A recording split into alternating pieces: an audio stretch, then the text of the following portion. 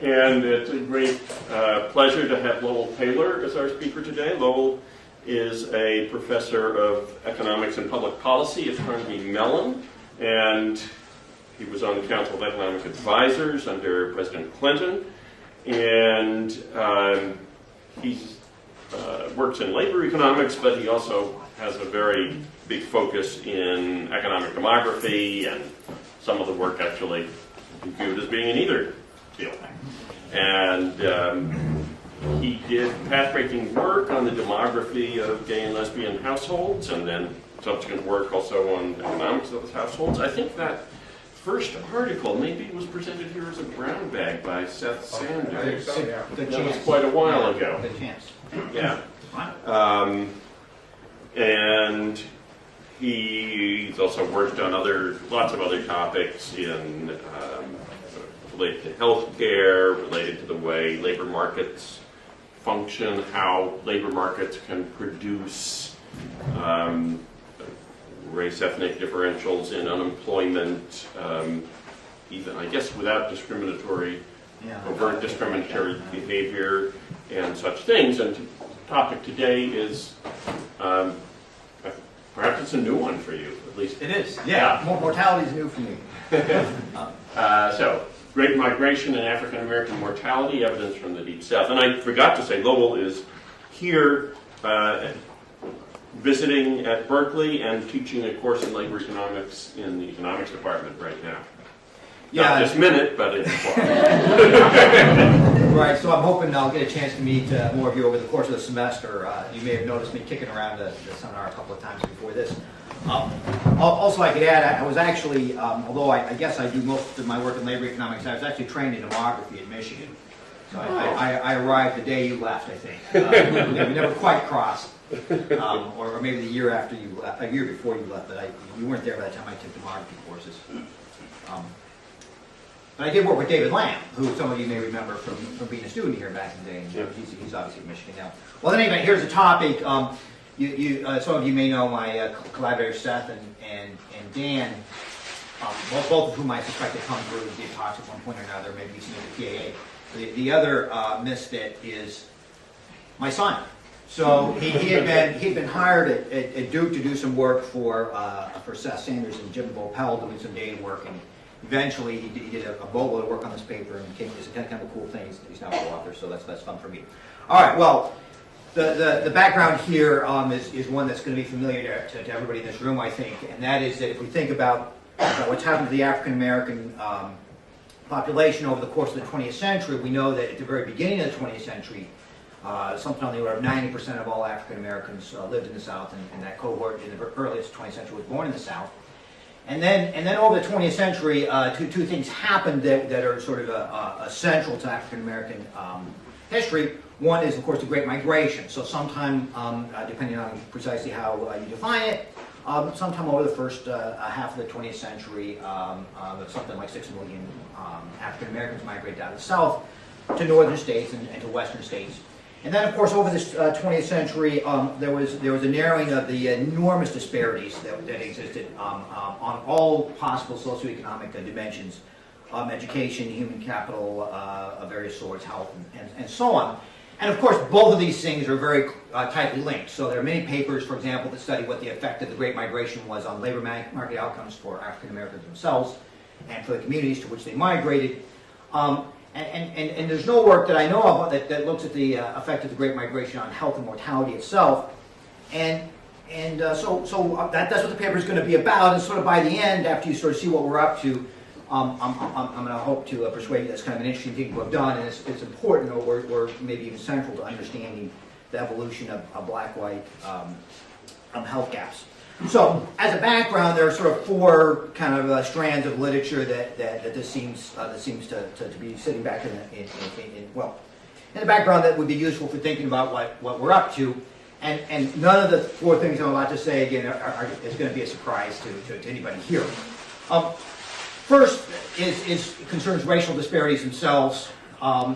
If we go back to the cohorts, to the time when the cohorts we're studying were born, say 1920, there were enormous life expectancy differences in the U.S. So if you look at, and these are now from period life tables, so take them for what they are, The life expectancy gaps are very big between blacks and whites. In 1920, of course, mortality improved a lot for both blacks and whites, and the gap narrowed. So that by most recent statistics, the period life tables are giving life expectancy numbers that narrow. There are many detailed studies in epidemiology and medicine that look at the sort of proximate causes, and blacks have disadvantages on virtually everything that you can list in terms of major causes of death. Also, what's been well known for a long time to demographers is that these patterns seem to have a geographic component to it. So Geronimus and Bound have many papers. This is just the most recent one where they sort of point out things like that. If you do sort of something like a period life table for a location, it's a little bit of a dicey thing when you think about it. People are moving in and out, but you know what it's doing is it's a sort of a summary statistic for what the mortality rates are in a location. Life expectancy can be very, very low. This paper by McCord and Friedman looked at Harlem and showed that life expectancies for black men were as low as Bangladesh. It was quite Where was that, did you say? This was the McCord and Friedman, if I'm remembering right, was for Harlem, and they were looking at mortality from the 70s, and they were saying if you just looked at there's the probability of survival at age 40, I think is what they came up was lower in Harlem than in Bangladesh, which made properly made an enormous splash. Now again, you sort of have to think about what's happening here. Healthier people could be moving out, and less healthy people get stuck in Harlem. But that's kind of the point, is that these race disparities do seem to have a location component to them. Now, of course, there's a second literature lurking on in the background that again is very, very well known in demography, and that is that mortality is generally worse in poor countries and rich countries. It's worse for poor within countries. It's worse for poor people than for wealthy people, and even more so for education. That poorly educated people tend to have higher mortality rates than well-educated people. Causality, of course, is difficult to sort out. So there's this nice paper by Adriana Large-Muni that sort of tries to think about whether or not, now just for whites, whether or not changes in schooling laws that induce additional education might have affected mortality. And the results in that paper are probably not quite right, but the idea is a very good one. And it's starting to literature where people are looking more carefully at the approach from that perspective. There's this really interesting idea that forget about education, even as your life progresses, if things are going well for you, it makes you happier, and somehow that in turn has a direct causal effect on your health. So Michael Marmot has this sort of famous work where civil servants either get kind of promoted or not, and actually Michael Anderson, who's an economist on campus here, has redone some of that work, trying to look at it from using more modern methods, and there seems to be something there which is kind of neat. Not mortality per se. This is a heart disease, is what they're looking at, but still, that ought to be associated.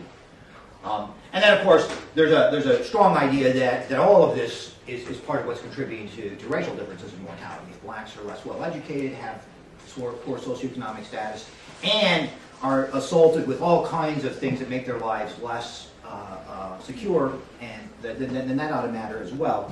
And again, causal links are very tough to pin down.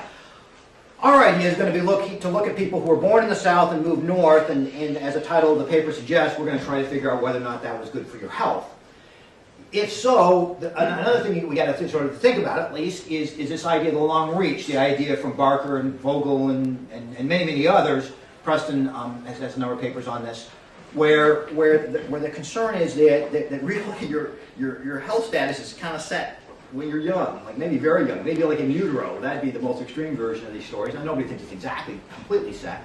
But the point would be, to the extent that long reach idea is truly important and sort of dominates, then actually moving north might not have much of an effect. Doing anything after age 20 might not have much of an effect, given that so much of your health is determined by the health capital established in early age. That's working in the background. And the final thing, of course, is the migration itself. So, demographers have been on this for as long as demography's been in existence, and it's the idea that when people move, the people who are moving are themselves select. So we think of migration as an investment, and you're giving up something, your security, your family, your community, all those, possibly a good job at home, in hopes that life is going to be better elsewhere. Who is it that moves? Well, it's typically going to be the people who are more ambitious, the people who are more forward-looking, and therefore it could be people who are healthier. So, for example, William Farr was the Registrar General in the UK. He's the one that collected the data that John Snow used, that's kind of basically early GIS to figure out that cholera was waterborne, which, by the way, William Farr thought it was not. So he collected the data thinking he was going to show John Snow was wrong, and I'm getting distracted. That's a pretty cool story. By the time you get enough data, it's clear that cholera was waterborne, and it's a huge breakthrough. Well, this is a smart guy, is the upshot. So in one of his, every year he released these reports, and one of them was trying to figure out, well, what's going on with these people who are moving in from the country to London. They seem to be healthier than people who are in London themselves. And he noticed that part of it could be selection. That it's people in the country might be not that healthy at all, but the more healthy ones are moving in. And he was, by the way, convinced that cities were extremely unhealthy for people, and he was right. At least in the case of London, in the 19th century. And it was all from the sort of color work that just sort of persuaded him.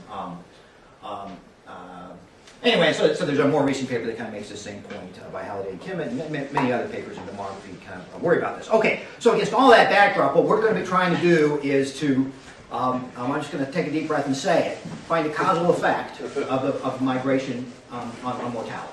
And I'm going to try to tell you precisely what it is I mean by causal effect by going through a kind of a little short model. So the model is where I start, and it's going to be a model of human capital investment and migration. And the upshot of the model is that we're going to need an instrument to identify the impact of migration. That is to say, something that causes some people to move who wouldn't have otherwise moved. Then I'll tell you about the data. I'll give you the basic results about, kind of descriptive results about what's the age at which these cohorts were moving, what are the labor market outcomes that you can observe in historical censuses as we work our way through the 20th century. And then we're going to finally get to this effect of migration on mortality. And just to give you a preview for our instrument's going to be the proximity of birthplace to a railroad.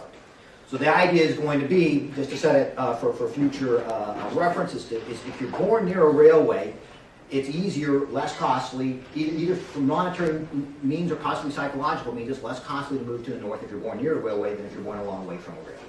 That's going to be the idea for our instrument. And of course, we're going to have to talk about whether or not that makes any sense. And then of course there's going to be the estimates themselves, and that's going to take actually very little time. So, but the setup's fun, so we'll do that. All right, so that's the idea. Barge on ahead. Yeah. All right then. So here's the model. The model's like pretty simple here, and nothing's going to be too earth-shaking. Human capital. Okay, so here's the way I want to sort of think about this. Think about a life happening in two stages. When you're young, you accumulate human capital, and then when you're older, you earn some money. And somewhere between the time that you get your education and you earn your money, you may or may not decide to move. Okay, so that's the kind of the idea. Now I'm going to show you statistics in a bit that suggest that actually is more or less the way it's working for African Americans moving out of the South in the early 20th century. That most African Americans get educated where they're born, and then if they migrate somewhere in their 20s. That's going to be the general pattern. So that's sort of the way to sort of think about what's happening here. Now, what about the education itself? Well, you're born with an innate ability, and I'm going to call that alpha. And there's a distribution of alpha. So some people are born with little ability, and some people are born with a lot of ability. And call that your human capital. And that's the thing that's going to help you earn money on down the road. Now you can augment that by getting additional education. So that's all those functions there. Say the sub thing is just meaning the first derivative. The higher your alpha, the more your human capital. That's what that F function is saying. And then of course education is a choice variable, or perhaps better thought of as a choice variable for parents. But the point is, the more education you get, the higher your human capital as well. And it's kind of usual in this context to think of ability and education as complements, which means sort of a positive cross partial to that function. Now that wouldn't have to be true, but what it's saying is that well, think about the education that we're talking about. We're talking about getting basic literacy and basic math. Okay, so we're talking about no education versus 4 years of education, or 7 years of education, or 3 years of education versus 8 years of education. That's sort of the level we're talking about. And the idea is that a really bright kid benefits more from having gone to school than a kid who's not so bright. That's what the second cross shows. And again, it wouldn't have to be true, but in the statistics I'm going to show you are consistent with that down the road. And it's a pretty common assumption. Okay, that takes care of those first four points. The 2 points that are important here are the following. First, the return to human capital is higher in the north for blacks than it is in the south.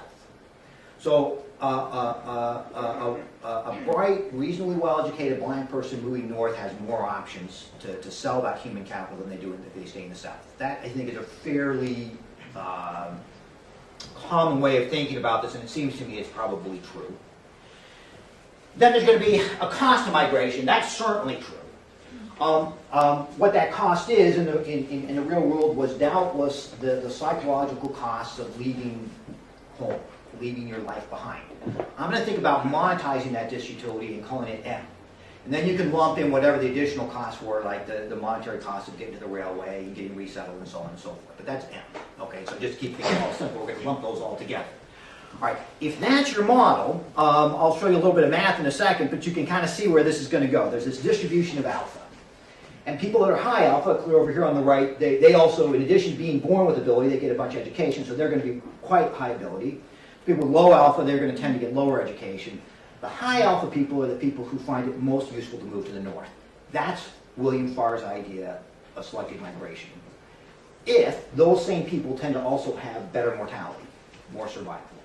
So you're saying there are people that are positively selected, there are healthier people over here, there's people that are less well selected, they're over here. And in my model, these people are also getting less education. And I actually think in Farr's conception as well. That's going to be the set. Okay. Oh, and then there's going to be some alpha hat right in the middle. And if you don't add any stochastic concerns, this is going to be deterministic. Everybody from here on up migrates, and everybody from here on down doesn't. Okay, so that's the setup. Now you can throw some math. Yes. Just quickly, does it make much difference if the cost of migration is fixed, as opposed to if the cost of migration depends on alpha? Does it matter for your model later on? No, I don't think so. No, I don't think so. Because I think one could quickly imagine contexts in which the cost of migration would also be related to alpha. What are you thinking of, Jim? Well, for example, if say it's parents' investment in children, the parents' investment in children increases their education, say that those families are tighter, more closely knit, you have stronger relationships with your family or your siblings if they've invested more heavily in you. Or you just have better job opportunities in the south too. If you go higher, less than the north, but still higher than the Beltway.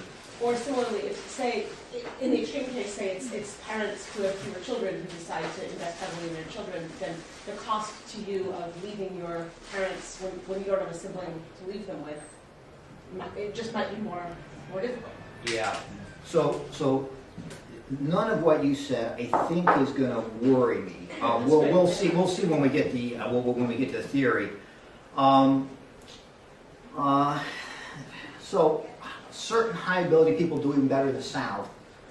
It's certainly not, as you'll see, not going to fit into my formal model. Right? Because what we're going to get is a high ability people at the very high end all move. But I don't think that it's a problem if you throw in a stochastic term that's and this is going to be the crucial point, that's independent of where the railroads are. Right? We'll see this in a second. That's not going to be a problem either. We do. I'll show you where the problem is, where we get to deep water, and it's soon enough. But I think all of those actually be just fine. Okay. Well, so this is a set of slides that we've all shared. So I gave the talk, and when I first flipped these open, I saw this, and I thought, wow, where did that come from? So Seth was nice enough to work out an example for us. So whether you consider this nice or not, I don't know, but here it is. It's human capital. The function is kind of this Cobb-Douglas thing. And so you can just stare at it. You can see it meets everything you need. Higher alpha means that you're going to have higher human capital. Higher education means you're going to have higher human capital, but it's sort of diminishing because we're taking square root of it. Okay. So then you just yada, yada, yada, work through the math, and sure enough, what you end up with is this thing. is that you move as long as your alpha, the alpha that you were born with, is bigger than some hat. And that hat thing depends on the cost of migration. That's not surprising. Right? It's cheap to migrate, but the hat's going to be up higher and so on. Or I'm sorry, down lower because you grab more of the distribution. And then, of course, the whole thing hinges on the wage being higher in the north than the south. Otherwise, this isn't going to work. Right? These kind of classes are exactly the same. The whole thing wouldn't make any sense. So here's the picture from this particular example. The pictures actually would work more generically too, but here's the idea. So remember, there's this whole distribution of alpha. So these are high alpha, and just because of the way the Cobb-Douglas thing does, it's actually linear in alpha squared. So there we go. That certainly wouldn't have to be true. But the point is, here's alpha hat. High ability people find that their utility, right? This red line is actually, well, it's earnings, but earnings translate in the economist parlance to utility, of course. Actually, it probably seems right. More money is better than less money. All else equal. So that's the idea. Okay. So anyway, people from here on out. Okay. Let me slow down. The higher my alpha, the higher my utility. That's true in the south, and that's true in the north. But in the north, it goes up faster, the slope, because I'm earning a higher wage on my alpha and augmenting it with education. Now then. Thing is, if I move north, I incur a cost, call it M0. So for a low ability person, it's a bad idea to move. Right? So here, for people who are low ability, being in the south looks better than being in the north. That cost is too big. There's an alpha hat such that, from there on out, being in the north is better than being in the south. And that's sort of an example of that thing. Okay, now, here's why this is all useful for anything at all. It's because it's going to set up what's going to happen next. And again, this is set up. I would have no way of doing that. But I'm very. I'm actually kind of pleased with it. So here's the way to think about it. Take those people and do the following experiment. Reduce the cost of moving north. What would happen? Well, the cutoff changes spots, and now more people end up moving north. Okay, so now the cutoff is lower than it would have been otherwise because the cost goes down. All right, this is where the railroads go in. Think about somebody living, 40 or 50 miles away from a railroad. They're down. Okay, the way that Mississippi is kind of a perfect test bed for this. In fact, we started this paper by just using Mississippi. So it's a big state. There's big areas where there are no railroads at all. So you're there because your parents are there, and your parents are there because their grandparents were slaves there. And so that's where you are. You're 50 miles away from the nearest railway. The idea of moving north would be quite daunting for somebody like that. The logistics would be daunting. And the idea would be foreign. If you live on a town that happens to be on a railway, again, you live there because your grandparents were born there, your parents were born there, and in the meantime, a railroad's plopped through, the cost is lower. It's obviously monetarily lower, but it's also lower because black newspapers from Chicago are being delivered, and you're getting an idea of where jobs are, and it becomes less daunting. And then, by the way, it probably reinforces itself because your brother goes, your uncle goes, and now you've got a neighborhood to move to in Chicago. And so the point is, these people are the ones that are on the railroad, and these are the ones that are not on the railway. And so what we're going to have in a research design is for these people, these are the always movers.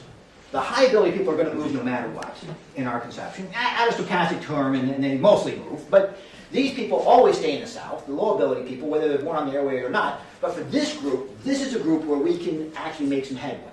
And if there's a causal effect to be had, we can say these people move if they're on the railway or not on the railway, and then potentially there's a causal effect. Now, to get the instrument to work right, here's what's really crucial. Is there's a distribution of alpha, right? There's a distribution marked behind here. It could be bell-shaped, for instance. And what we're going to need, and this is where we're going to deep territory, we need that distribution to be the same for people born on the railway and off the railway. That's the idea. And so I do want to come back and talk about that. And then talk about what happens if we violate that assumption, because that seems pretty crucial. Okay, so there's the setup. Now, with all that in mind, all we need to do is just translate that setup into notation that allows us to take the idea to the data. So let y be the outcome of interest, and our outcome is going to be survival to old age.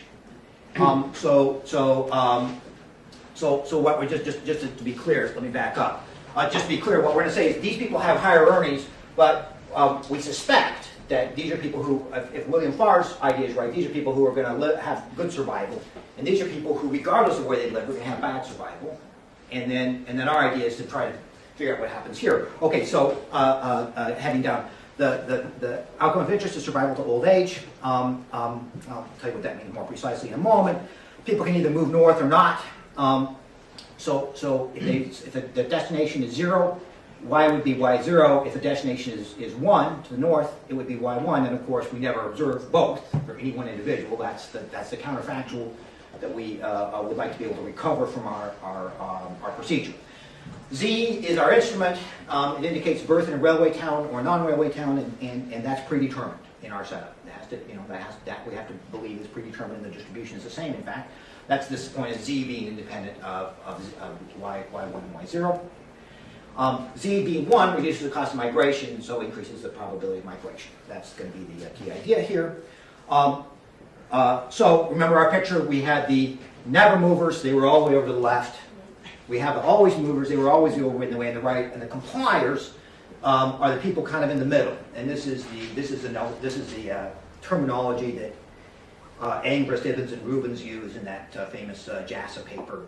The compliers are people who get the treatment. Okay, the treatment in this case is you're born in a railway town. You're given every opportunity to move north. Some take the treatment and move north, and some don't. Those are the people who we're going to hope to make some headway on. And if our basic story, and it's not ours, it's really kind of William Farr's story, is right, we would expect all of this to be true. That remember, we can't observe all of this, but if we could observe, we kind of expect these never-mover guys are going to have lower survival anyway. They're the most averagely selected. The C guys are kind of in the middle, and the always complier, or the always movers, are the ones who would have been on the far right side anyway. So this is the selection mechanism that we kind of think might be lurking in the background and that we have to worry about. Okay, now, with all that in mind, here's the thing. Some of them we can never hope to test, because like an always mover, you'll never know what their mortality would have been in the south. But these are the ones we can get. So expected value of y1, now remember y1 is survival in the north. If you're an always mover, that's easy, right? You just take that directly, that's a mean, right out of the data. It's just the survival who were people off the railway, but who moved, right? So the idea is, you're born 50 miles off the railway here, you move north, you're an always mover. There's no circumstance under which you wouldn't have moved. All right, now, let's stop right now. What has to be true then is that for any individual who moves north, given that they were born off the railway, they would have also moved if they'd been born on the railway. If you don't like that assumption, we're in deep trouble. That's absolutely crucial. And this is an idea that's been well known since IV's been formalized by Rubens, Ivins, Angrist. A little bit of non-compliance might be okay, but if we have a lot of non-compliance, the whole design is doomed to fail. So what we really, to just say again, people who were born off the railway and would have moved anyway had they been born on the railway. That's going to be the idea.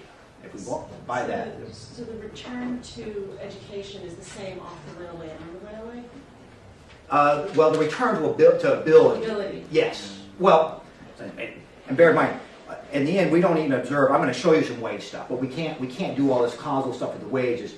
It's going to be really survival that matters. But it's not, for example, that when you showed before that we assume that the return to education is higher in the north than in the south. Yep. It's not that in the south on the railway is intermediate between the two. Not at all. On the railway and off. No. And so if there were a difference, that might be a problem. That might be a problem.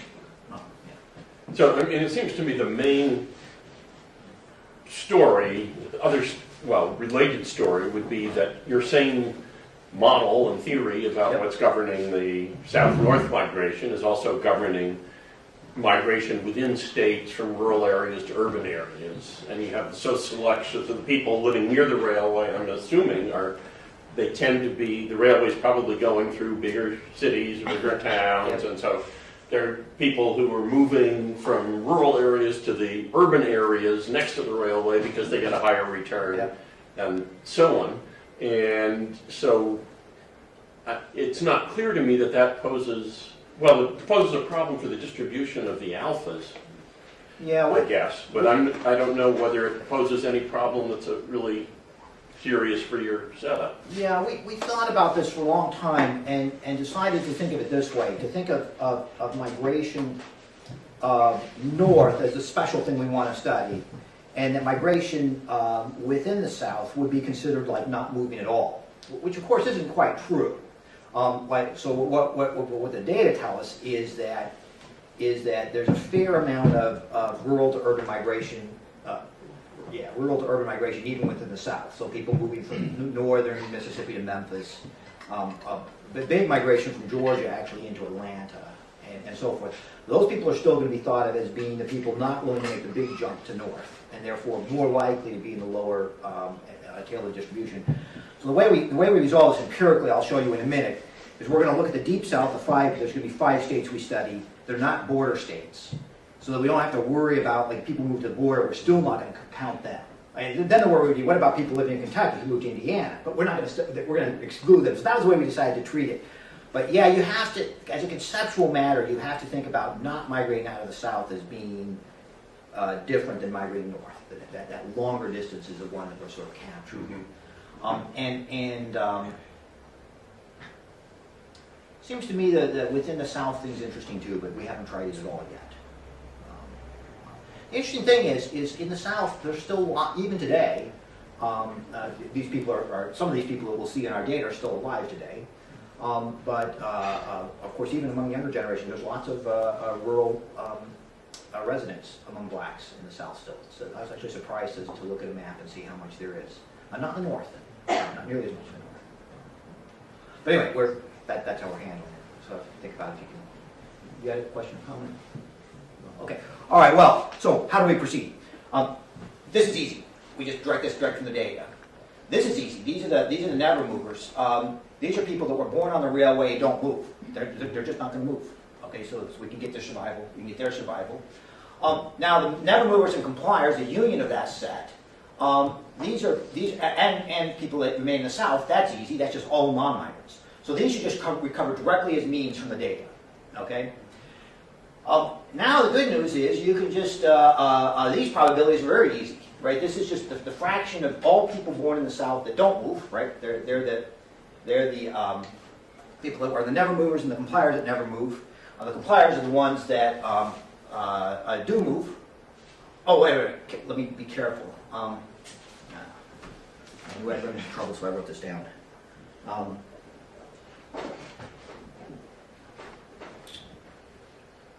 Oh yeah, no, that's fine. This is a proportion not moving among non-railway towns. Yeah, let's be careful here.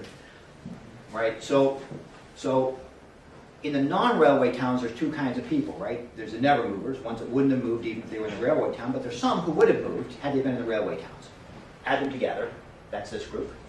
These are the compliers, and we get those right from the railway towns. So this ratio is easy. This we know.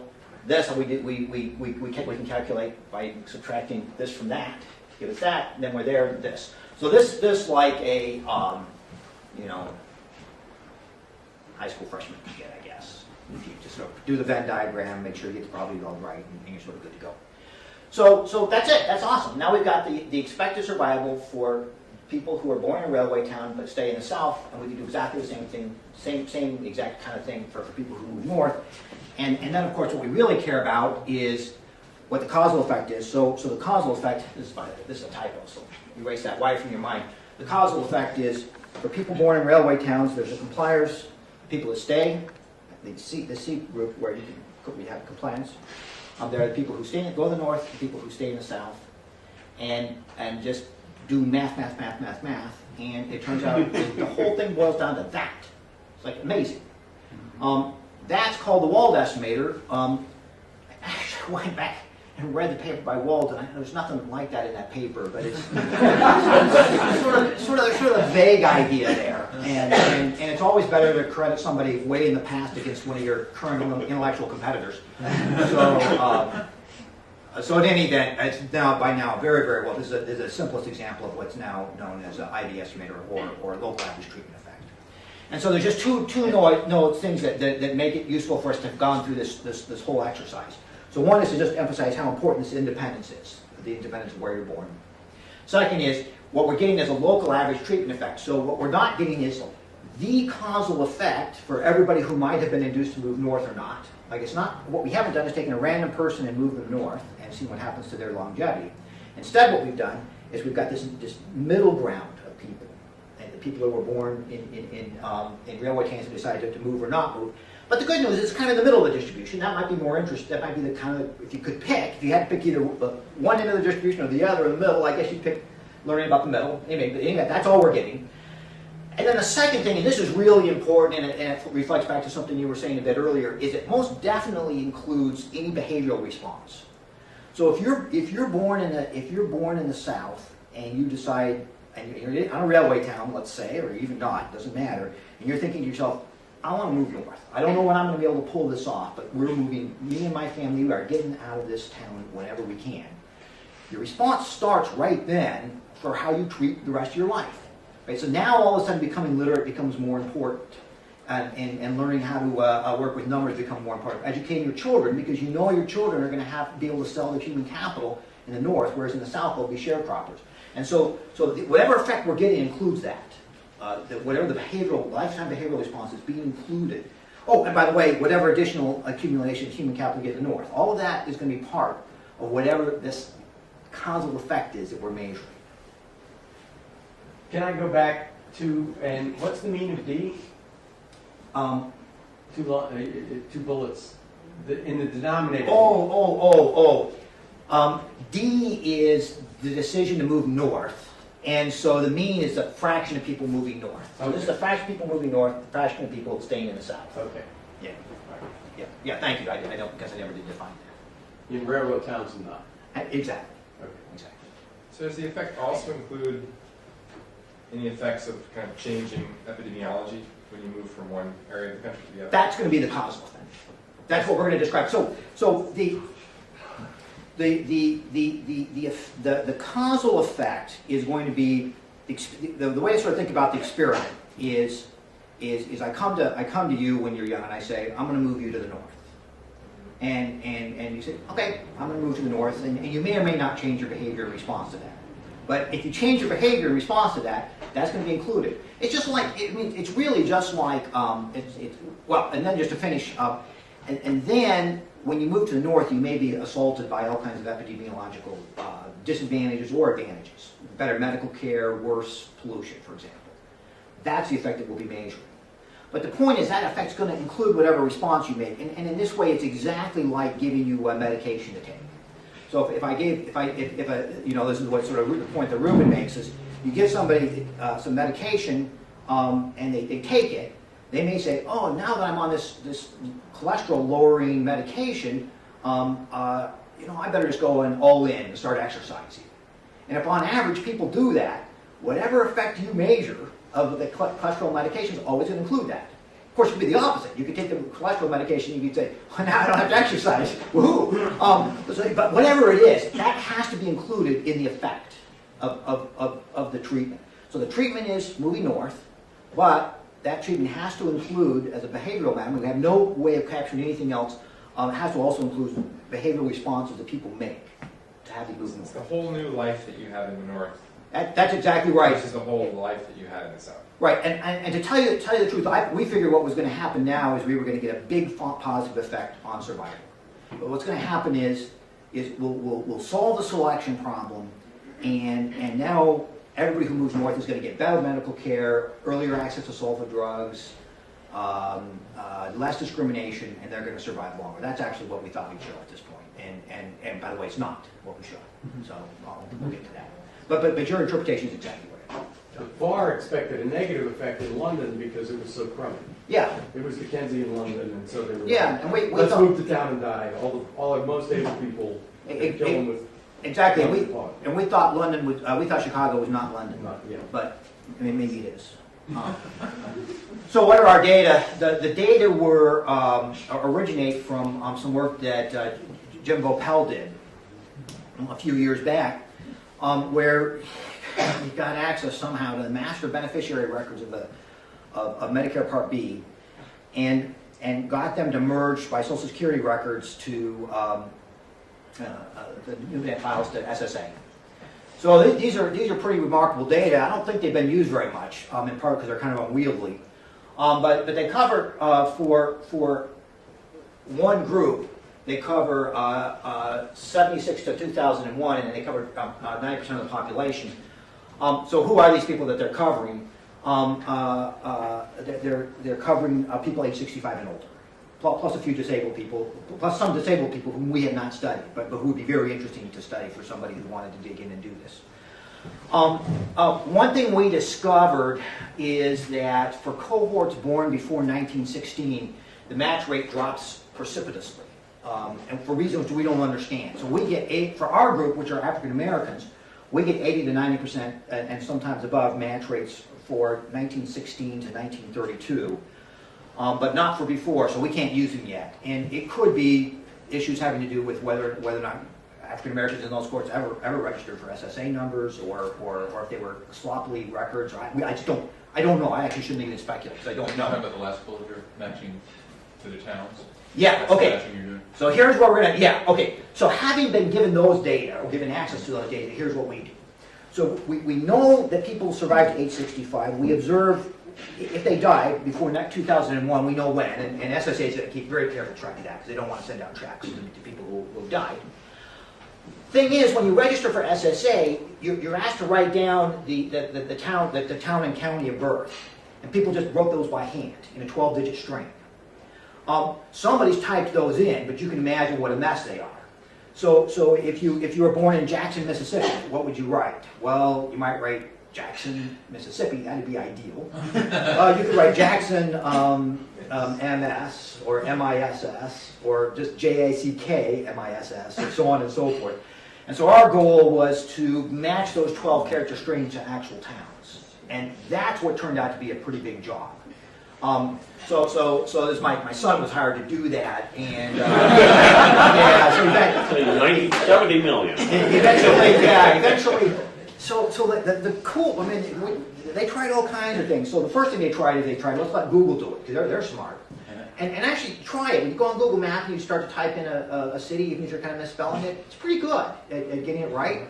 So they sent, 100 of them, and Google did great. They sent 1,000 of them, Google did great. They sent 2,000 of them, Google said, we're not going to do any more free work for you. So they have a way of figuring this out. So they string together like 70 computers to send them from different IP addresses. And Google's like all over that. Their people just do that instantly. Like they just won't do free work. As it turns out, these guys down at Duke ended up writing their own algorithm that worked much better than Google.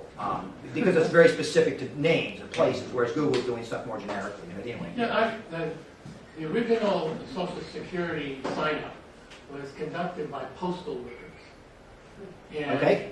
you had to be on a postal route, and a postal worker had to be willing to sit down with you, if you're illiterate, and get this information.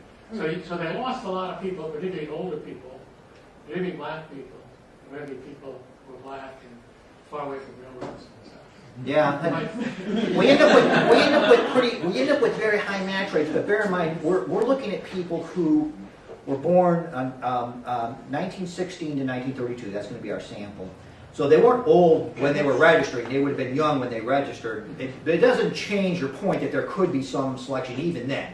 So you want to think about a 20-year-old registering in the 1950s would be our typical, or 18-year-old registering. You also didn't, as you know, didn't register when you were a child. You registered when you entered the labor force, if then. Or in 1936.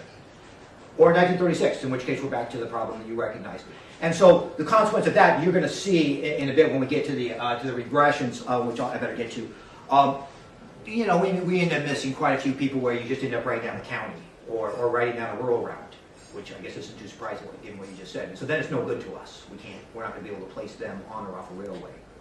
Okay, so then we just put the 20th century railway maps on using GIS. We have some vital statistics that we'll use for some of our work, and some census data we'll use for some of our works, and all that, just sort of standard stuff. So, finally, results. First question, where do these, how many of these people moved and where did they move? Let's use census data to answer this. take the cohorts we're going to study with the Medicare data, but first start using census, and here's what we have.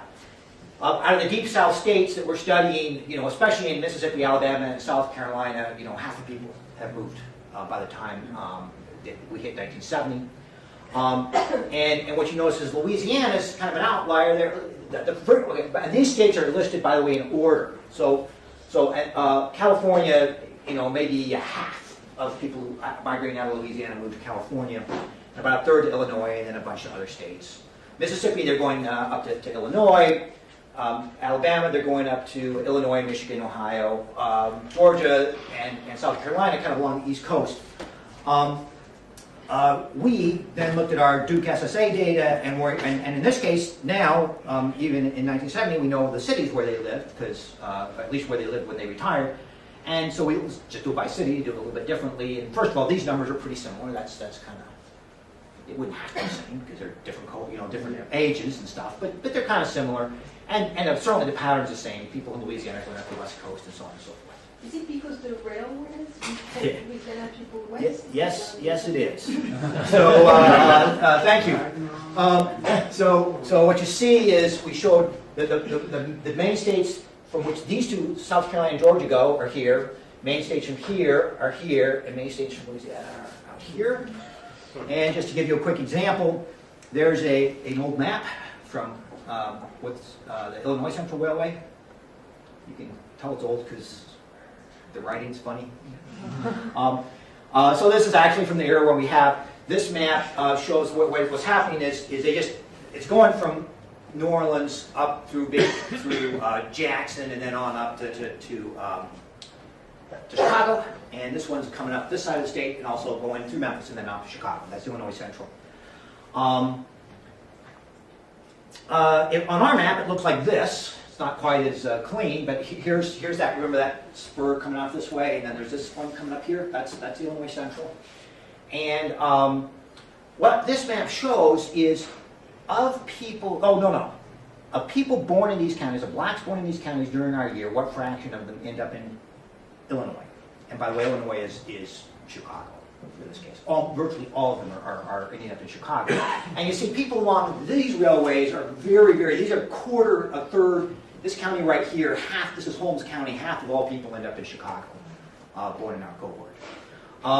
And so huge fractions of people from this part are moving up to Chicago, and you say, wait a minute, here's a line going up on the right-hand side, it's also going north, why aren't they moving to Chicago?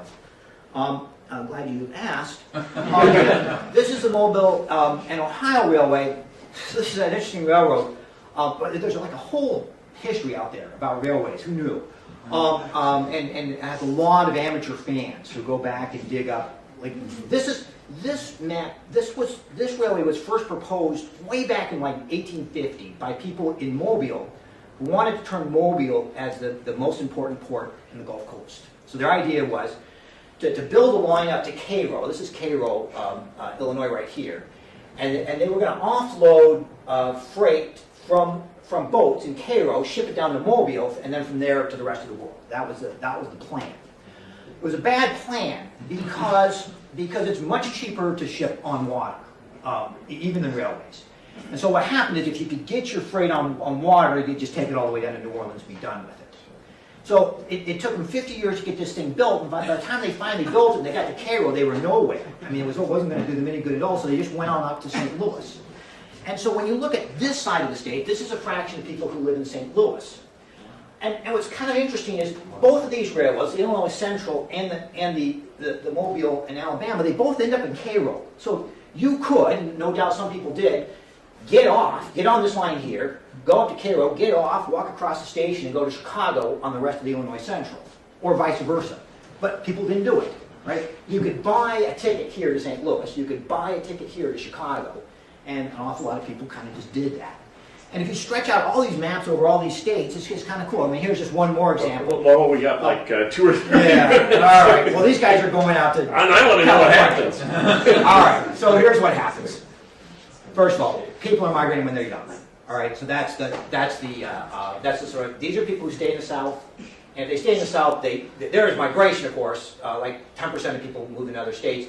But people who move north, they're most likely to do so, well, either with their parents when they're young, but much more likely on their own when they're in their 20s. There's nothing new here, I mean, except for just it's put in tables that look a little different than what you might have seen. These are regressions where it says, if you're born in South Carolina or Georgia, for instance, what's your earnings if you stay in the South, and what's your additional bump up if you instead move north. So there's nothing causal about these are just descriptive. But it's repeating what Tolnay and many, many others have observed, which is moving north increases your earnings, okay? If you want to think of it that way, it's true for everybody. But of course, much of that's selection. Because, for example, moving north increases your education. You know, I mean, it's just that better educated people move north. People who move north have higher earnings, in doubt because they're better educated, partly, and in doubt because earnings are higher in the north. And in doubt because they're positively, or in all likelihood, positively selected on unobservable dimensions. So that's kind of interesting, and it's good to see that it's true for our group. All right, finally, results. So we have 1 million African Americans that were born in our sample states. We're going to show survival from age 65 to 70, and then survival from 65 to 75. Obviously, we have a smaller sample because we have 5 fewer cohorts to do, but you know that's okay. We have pretty big samples. What we're doing right now is running in this regression, a regression that does almost exactly what our theory says to do. It's a precursor to what our theory says to do, except for we're going to add cohort by gender effects. That makes sense. We know women and men have different mortality rates, and you want those to even vary by potential cohort. So the cohort you're born in could matter, and then it actually matters less than you'd think. Being born in the later part of this period doesn't help your mortality much. But anyway, but being a woman, by the way, helps it a lot. So that's where this kicks in. And then state of birth, fixed effects, that doesn't much matter. Okay, so what this thing says, that's it. And here's a regression. And what it says is living in the north, your survival rate is almost identical as if you didn't move north. And that's really surprising. Because remember, people are positively selected into the north. They have higher education, they have higher earnings. Our theory tells us they should be higher, William Farr's idea. So that's what you get with OLS. Now then, there was this issue about, do we know your exact town? And the answer is for about 250,000 people we don't. Because we know the state they were born in and often the county, but not the town. They're not going to be good to us because we can't form the instrument unless we know your town. So we drop those people, and the good news is this coefficient doesn't change. So it's still getting a zero effect of moving north. And now we hit that thing up with our instrument. So our instrument is whether you were born on a railway, and we did it a couple of different ways, but the simplest way, and it worked just fine, was to say, you're born within 3 miles of a railway or not. That was it. And then we also did some dose response, like born 3, 5, 10, 20, and it worked exactly like you'd think, but this worked just as well, and so we just stuck with this.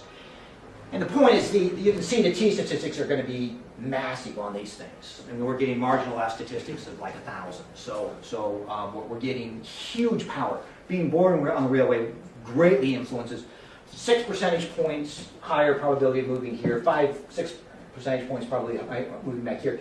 And now finally, this is the number we've been waiting for. This is the causal effect, given our setup of moving north, and it's to reduce survival by about 5 percentage points between ages 70 and 65, 65 and 70, and by almost 10 percentage points. It's a lot, right? So off the base here is around 0.7. And then just everything else is just oh, there's the power of our instrument. Very powerful.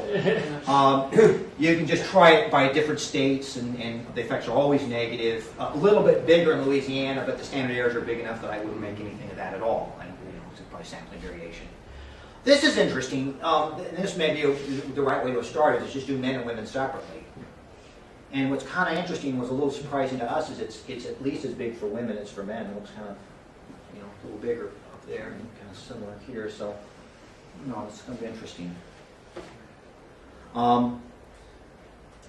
Remember we said we could those even aside from the instrument, we said we could get what's happening for the compliers and not compliers just separately. There's these inequalities without a hold. They hold everywhere for both men and women, so that's just tonus selection was working the way we expected.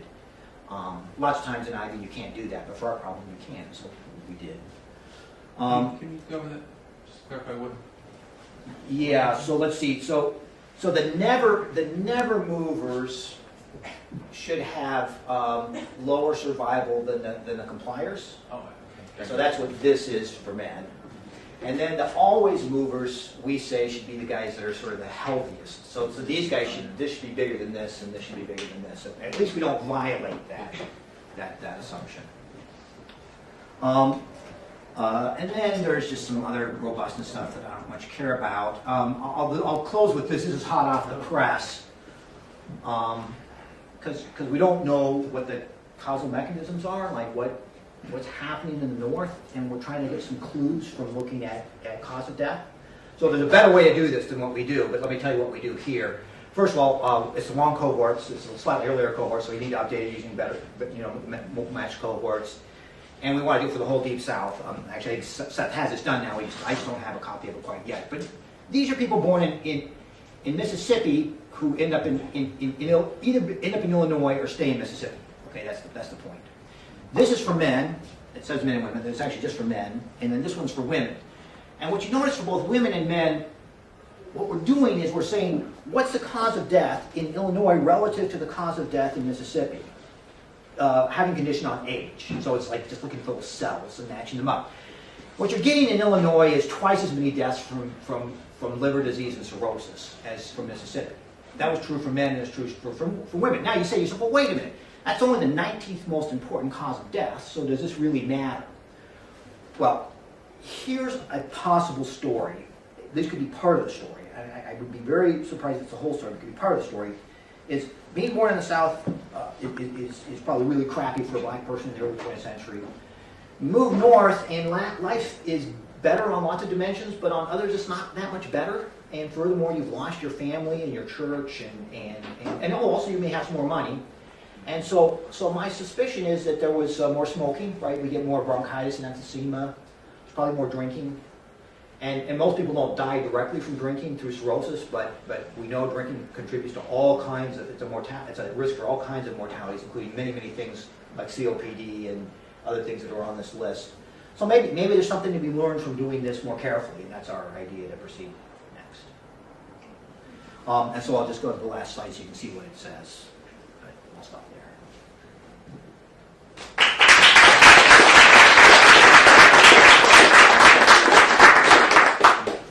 So I just have to point out, I have a question, or a comment, but first comment, Yep. a pre-comment, is that on that last slide, you should notice that stroke, the third most common cause of death, is 22% lower, it appears. Yeah.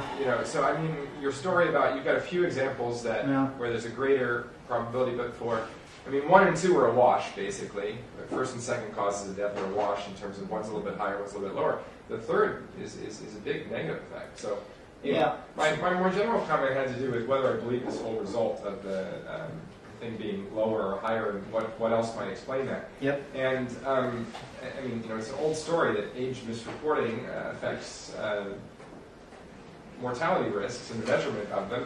And as far as the issue of the Social Security number, I believe it was sometime in the 1960s when they made the change where you had to present proof of your birth certificate. There's some point where that became standard practice, I believe in the 60s, but I don't know if it was implemented differently in different states. But, there's some chance that this all kind of comes back to the quality of the data that got reported for people in northern states versus southern states. I don't know for sure if that's the case, but it's worth looking at, especially when you think that those dates that get recorded in Social Security probably happened when they first entered the workforce in those days. Would that be true? And if they were first entering the workforce in the north or the south, kind of the place where they're eventually going to live, then the quality of that reporting really could make a difference in the measurement of the mortality rates much later in life. If there's a lot of imprecision in the southern data compared to the northern data, it can create an effect of lower measured mortality rates and therefore higher survival in the south. Yeah, we were very worried about this problem, and so for example, by the way, just for example, these data are certainly subject to that. This is even worse. This is relative reporting age of a deceased person. And so I'm actually not trustful of these at all. So we went back and we read, this work by Creston and others building on it, and so that the big problems with age reporting certainly are in the census. They're certainly in these kinds of data. They seem to be lower in Social Security and in Medicare, and lower for the cohorts we're looking at. That's for the early part of the 20th century. It is so high. In fact, that could be why the cohorts before 1916. But I take your point. I don't quite know what to do about it. I mean, we think, from having looked at sort of the validation studies that something that Medicare did some long ago stuff, that the ages might be pretty good for our cohorts, but I don't actually know. I mean, if you have some ideas of where you I'm understand. sure. I certainly want to know how that change took place and whether it took place uniformly. Right. across the So country. what would have to be true for mortality to be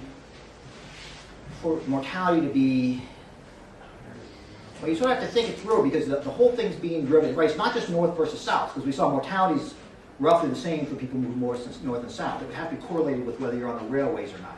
Now, the problem is it might be, because if records were better kept in larger towns than in smaller towns, well, and then you have to sort of think about what you'd have to have age over-reporting in the towns on the railway, because those people need to be older. No, They might have it's just incentives. error. It just needs to be error. No, not in our context. Not when you instrument it. I actually, when you were talking about that, I actually pinned this down. I don't think it's that. It's not just age reporting error. It needs to be systematic, one direction or another, for people on or off the railway. But having said that, doesn't mean you're wrong about your general point. So it's worth thinking about. Yeah. Do you have the proportion defined causal death among the different group of people in your sample? No, we don't. So that's You need to die or something. no, that's exactly right. So all of this is at most suggestive. At most suggestive. The only way to do this right is to take our data and match them to cause of death, which, by the way, somebody at Medicare, Medicaid, records, CMS knows. So this is not impossible. We're gonna try to get some money. And by the way, I should have acknowledged an R01 did support this from NICHD, this work up to tonight. We're remiss in not putting that on the front slide, but it'd be quite a bit more access to required to do that. So yeah, that would help a lot. A stroke, for instance, could be much better defined. Yeah, You get more stroke death, but not because of the underlying. it was dangerous to throw this up. I probably should. But no, you're exactly right. I mean, from this, it's very hard to know what to make. Maybe there's something behavioral going on, but maybe there's just a simpler story to be told, which was just, I mean, I guess I do have one more slide that's a kind of idea of like, maybe it's still London, that the cities really are bad, even in the 20th century for at least for African Americans. Maybe the differential, we keep talking about, the big towns on the rail line and so on. The terminus is the big town. The others are on a more or less straight line. That's our argument. And so That's what we need. drop Atlanta, New Orleans, Mobile, and reanalyze the data. You'll have bigger standard errors. I thought this was on here somewhere. We did that, and it works great. So we dropped all the towns with more than 10,000 people. So then it's obviously getting rid of the terminuses. It's just those ones that are sort of randomly hit because they happen to be on a straight line between, New Orleans and it worked great. Unfortunately, it's not on here, but No, that's good. that was Okay. I think we'd better wrap. people could be moving out, and less healthy people get stuck in Harlem. But that's kind of the point, is that these race disparities do seem to have a location component to them. Now, of course, there's a second literature lurking on in the background that, again, is very, very well known in demography, and that is that mortality is generally worse in poor countries. In rich countries, it's worse for poor within countries. It's worse for poor people than for wealthy people. And even more so for education, that poorly educated people tend to have higher mortality rates than well-educated people. Causality, of course, is difficult to sort out. So there's this nice paper by Adriana Large-Muni that sort of tries to think about whether or not, now just for whites, whether or not changes in school schooling laws that induce additional education might have affected mortality, and the results in that paper are probably not quite right, but the idea is a very good one, and it's starting the literature where people are looking more carefully at the approach from that perspective. There's this really interesting idea that forget about education, even as your life progresses, if things are going well for you, it makes you happier, and somehow that in turn has a direct causal effect on your health. So Michael Marmot has this sort of famous work where civil servants either get kind of promoted or not, and actually Michael Anderson, who's an economist on campus here, has redone some of that work, trying to look at it from using more modern methods, and there seems to be something there, which is kind of neat. Not mortality per se. This is a heart disease, is what they're looking at, but still, that ought to be associated. And then, of course, there's a strong idea that all of this, of course, the Great Migration. So sometime, depending on precisely how you define it, sometime over the first half of the 20th century, something like 6 million African Americans migrated out of the South to northern states and to western states. And then, of course, over this 20th century, there was a narrowing of the enormous disparities that existed on all possible socioeconomic dimensions, education, human capital of various sorts, health, and so on. And of course, both of these things are very tightly linked. So there are many papers, for example, that study what the effect of the Great Migration was on labor market outcomes for African Americans themselves and for the communities to which they migrated. And there's no work that I know of that looks at the effect of the Great Migration on health and mortality itself.